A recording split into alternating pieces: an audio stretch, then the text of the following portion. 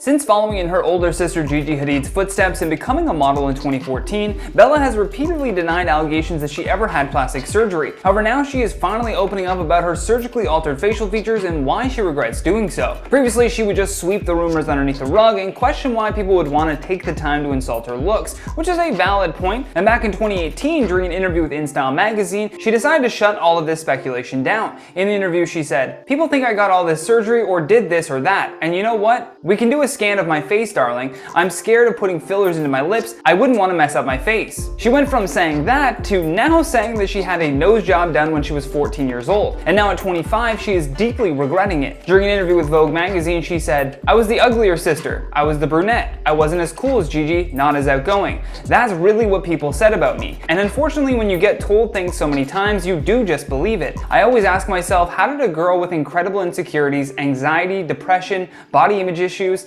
eating issues, who hates to be touched, who has intense social anxiety, what was I doing getting into this business? But over the years, I became a good actress. I put on a very smiley face or a very strong face. I always felt like I had something to prove. People can say anything about how I look, about how I talk, about how I act, but in 7 years, I never missed a job, canceled a job, was late to a job. No one can ever say that I don't work my butt off. She really spends the first half of this interview just getting into the many reasons as to why she had arrived at such a major decision, and at such a young age as well. She goes on to explain, "I wish I had kept the nose of my ancestors. I think I would have grown into it." And as she mentioned in that earlier piece I read from InStyle magazine, Bella also said that she has often been accused of getting her lips filled, her eyes lifted, and her jaw shaved down as well. Now, although she admitted to having this nose job, she remains adamant that nothing else on her face has been changed. She goes on to say, "People think I fully mess with my face because of one picture of me as a teenager looking puffy. I'm pretty sure you don't look the same now as you did at 13, right? I have never used filler. Let's just put an end to that. I have no issue with it, but it's not for me. Whoever thinks I've gotten my eyes lifted or whatever it's called, it's face tape, the oldest trick in the book.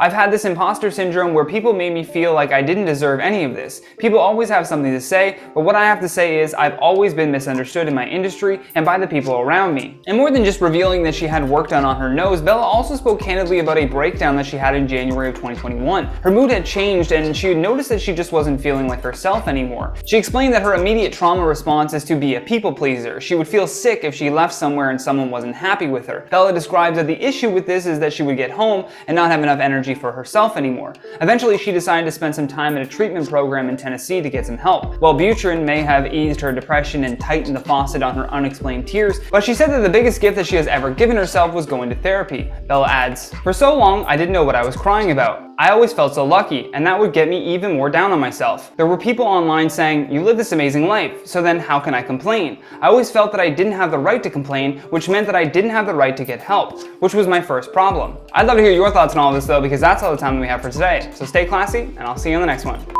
So then how can I God, sorry, I can't talk this morning. One more time. "For so long, I didn't know what I was crying about. I always felt so lucky, and that would get There were even people online saying you live this..." I'm adding in so many words here. Sorry. Back it up one more time. We got this. Nice and slow.